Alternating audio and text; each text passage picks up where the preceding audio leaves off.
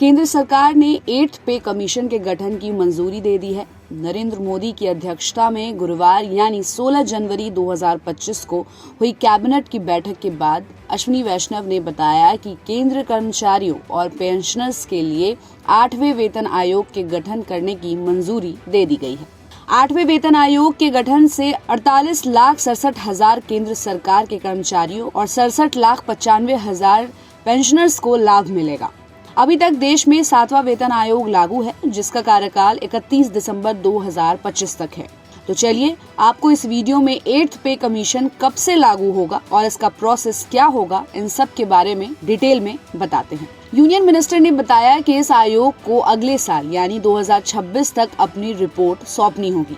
आगे के प्रोसेस की बात करें तो 8th पे कमीशन को यूनियन कैबिनेट की मंजूरी मिलने के बाद राज्य सरकारों PSU से कंसल्ट किया जाएगा। इसके साथ ही 8th पे कमीशन के अध्यक्ष और 2 सदस्यों का चयन किया जाएगा, जिसके नाम का ऐलान जल्द हो सकता है। फिर सभी प्रोसेस को पूरा करने के बाद सरकार को आयोग रिपोर्ट सौंपेगी और फिर इस पर विचार के बाद इसे लागू किया जा सकता है।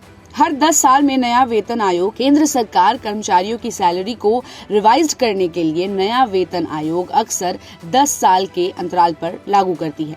7th पे कमीशन को साल 2016 में लागू किया गया, वहीं 6th पे कमीशन को 2006 में लागू किया गया था। इसी तरह हर 10 साल के अंतर पर 4th और 5th पे कमीशन को भी 10-10 साल के अंतर पर लागू किया गया था। वहीं 8वें वेतन आयोग को भी सरकार ने 2026 तक अपनी रिपोर्ट पेश करने को कहा है।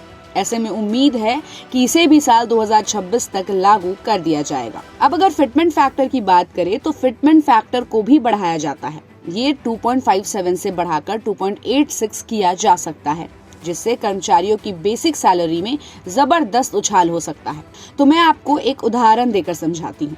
अगर फिटमेंट फैक्टर को बढ़ाकर 2.86 कर दिया जाए तो मौजूदा मिनिमम बेसिक सैलरी 18,000 रुपए से बढ़कर 51,480 रुपए हो सकता है। वही पेंशनर्स के लिए पेंशन 9,000 रुपए मंथली से बढ़कर मिनिमम बेसिक पेंशन 25,740 रुपए मंथली हो सकती है। अब इस बीच आपको बता दें कि सरकारी कर्मचारियों और पेंशनर्स के बेसिक सैलरी और पेंशन को निर्धारित करने में फिटमेंट फैक्टर का बहुत इंपॉर्टेंट रोल होता है। 7th पे कमीशन के लागू होते ही सैलरी बढ़ी थी और फिटमेंट फैक्टर में भी इजाफा हुआ था, जो 2.57 गुना हो गया था और इससे कर्मचारियों की बेसिक सैलरी 7,000 रुपए से बढ़कर 18,000 रुपए हो गई थी।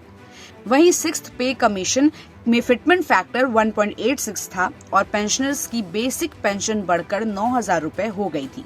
अब 8th पे कमीशन लागू होने के बाद इसमें तगड़ा इजाफा देखने को मिल सकता है।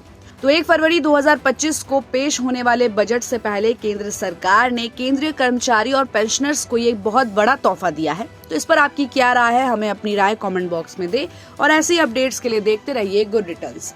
हमारे चैनल को लाइक और सब्सक्राइब करना बिल्कुल भी मत भूलिएगा।